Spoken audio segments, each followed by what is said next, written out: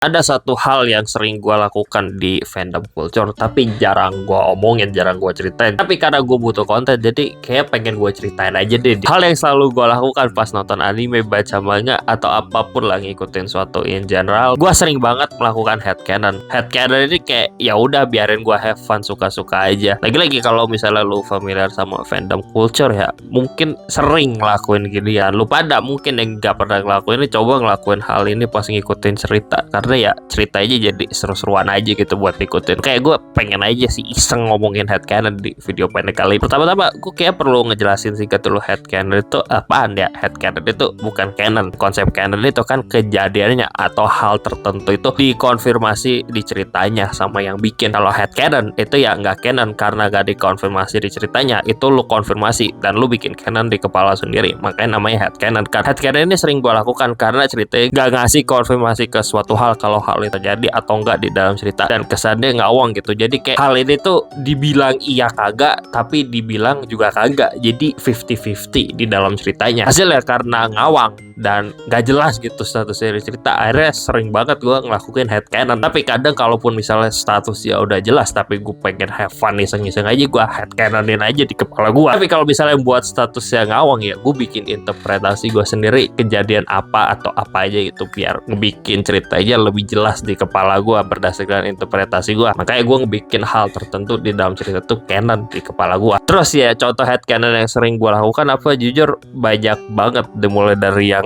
iseng gak serius amat kayak shipping antar karakter, sampai hal serius banget menyangkut world building di dalam cerita pun kalau ngasih ruang buat interpretasi ya sering gue bikin headcanon. Selagi tujuannya iseng dan have fun, makanya ginian cuma buat iseng aja di kepala gue sendiri karena gak dikonfirmasi canon sama ceritanya, tapi juga gak disangkal. Jadi suka-suka gue mau apa sih yang dibikin canon di kepala gue, buat diri gue sendiri juga, bukan buat orang lain. Mungkin ya gue sharing gitu headcanon gue tertentu ke suatu hal gitu loh. Headcanonnya kadang mungkin ya yang rada serius gitu, ataupun ya buat nge-meme aja. Kayak misalnya kejadian Gotobu no Hanayomi endingnya gak pernah terjadi di kepala gue headcanonnya. Gak pernah terjadi jadian sama si Yotsuban, jadiannya sama si Nino Nakano itu. Tapi ya lagi-lagi jadiannya tuh gak serius amat. Maka dari itu juga karena gak serius amat, gue gak terlalu pengen apa yang gue headcanon ini mempengaruhi judgement gue ke suatu cerita itu dalam banget. Kayak gimana ya ngejelasin ini ya, pas ngikutin cerita kadang hal yang gue headcanon itu ternyata dibikin canon sama bikin cerita, dan kadang headcanon gue jadi beneran canon, tapi kadang headcanon gue juga disangkal sama ceritanya. Nah pas headcanon ini disangkal sama cerita, gue gak mau ngejelekin ceritanya karena headcanon gue ya disangkal gitu, interpretasi gue pribadi disangkal. Karena kadang headcanon gue ada yang kayak analisis beneran gitu-gitu ya, emang dikonfirmasi sama cerita, tapi kadang ada headcanon yang gue lakukan juga ngelantur. Jadi kayak kalau yang ngelantur ini gue kayak gak peduli amat sih, dan mungkin bisa aja yang headcanon walaupun yang analisis mendalam ya bisa aja disangkal sama cerita ya, on a bigger picture ya lebih bagus buat ceritanya. Cuman mungkin karena udah punya attachment berlebihan sama headcanon, kadang jadi benci canon yang udah dibuat meskipun kayak udah dibikin sebagus mungkin, udah dikonstruksi sedalam mungkin. Jadi gue selalu harus ingat headcanon cuma di kepala gue doang, headcanon gak kejadian di ceritanya.